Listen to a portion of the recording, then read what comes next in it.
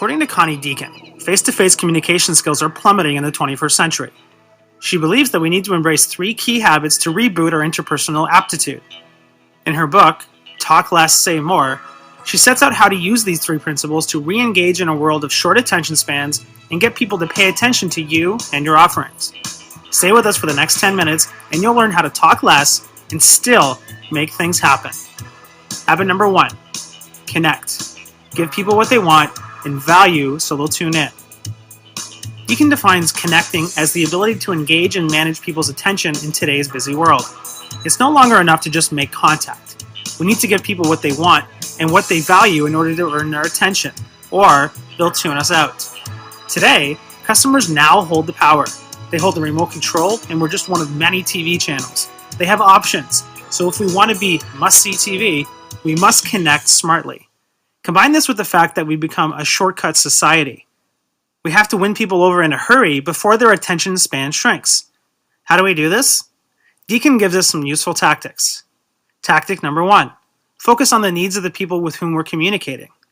We need to manage our own attention in order to win other people's interest. Are we inadvertently coming across as self-absorbed, distracted, or rushed, and losing opportunities as a result? If so, it's time to change focus. Deacon advises us to try some of the following. Show respect. They are our future. Don't race ahead. Take time for them to digest. Aim for the heart, not the head. Concentrate on people's feelings first. Don't be a drifter. Stick to the subject. Focus on people, not electronics. Put away the BlackBerry and iPhone. Watch for eye movement. If people raise their eyebrows or their eyes dart nervously, it's a clear signal that we've touched a nerve. Observe their lips. The lips are among the most emotional parts of the body. Drooping or pursed lips are usually an unvoiced sign of disappointment or disagreement. Tactic number 2, listen for intent. What people say is often not what they mean. That's why it's dangerous to be stuck on the exact words that others utter, since their intentions trump their words. What's more important is the emotion behind the words. We need to listen accurately to interpret what they've really meant. How? Here's Deacon's advice. Listen for repetition. It's normally the key issues that are repeated. Take note of emphasis.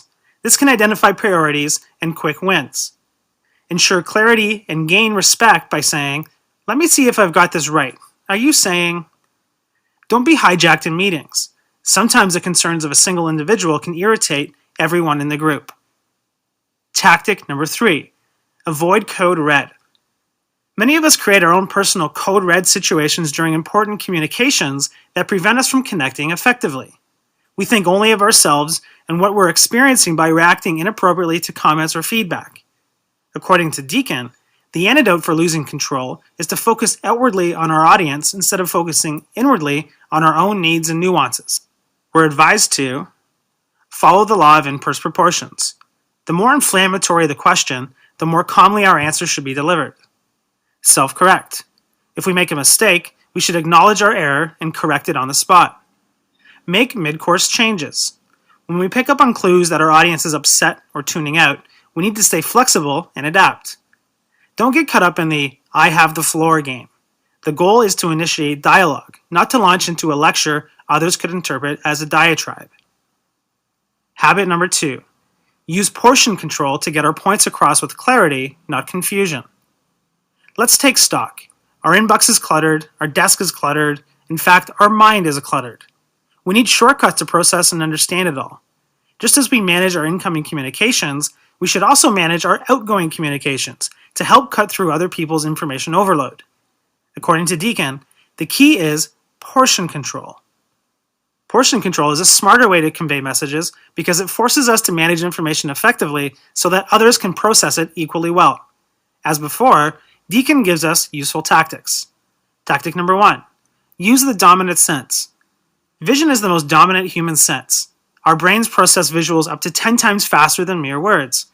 Anytime we can show rather than tell, we can reduce the risk that the receiver will misunderstand, misconstrue, or miss our message. We get results faster. Deacon advises we try the following. Show contrast. Simple graphs, before and after comparisons. Using contrast, we can demonstrate growth or market dominance or exploit a competitor's weakness. Rethink PowerPoint. Avoid too much text. Avoid too many jazzy graphics. Even PowerPoint's creators Robert Gaskins and Dennis Austin suggest PowerPoint can dress up poor content. Use PowerPoint as a communicator, not camouflage. Tactic number 2. Use social media. Deacon suggests that the appeal of social sites is both obvious and subtle. In the opt-in world, people can quickly consent to have contact with us. However, if we annoy them or subsequently don't appeal to them, they can drop us just as quickly. So how do we get around that issue? Post clear, simple ideas. Our job is to convey the essence of our message, not everything we know. Once uploaded, it's there forever. Get someone else to check your post before committing your content to perpetuity. Don't slip into business speak or industry jargon. Be personal, not corporate. Tactic number 3. Talk in triplets. According to Deacon, if we want to save time and effort in helping people understand our messages, we need to structure them in threes. Triplets are so ingrained in our daily life that we probably don't notice them, but subconsciously it feels right. Want some examples? 3 R's, 3 strikes, 3 musketeers, animal, vegetable, mineral. Deacon suggests that when we structure our triplets, we should put the desired choice first. It sets the standard and creates a challenging benchmark. Habit number 3, convince. Create commitment to influence decisions, actions, and results. The ability to positively and quickly influence others is a core leadership skill that produces superior results. It's even more important now because speed has become critical. Deacon explains that convincing does not mean manipulating or arm twisting. The difference is intent. Manipulators focus on their own needs. They steamroll, lie, or omit the truth to get what they want. Convincing is not a thunderbolt event. It's not an isolated occurrence. It's a process that unfolds incrementally to change hearts and minds and compel others to action.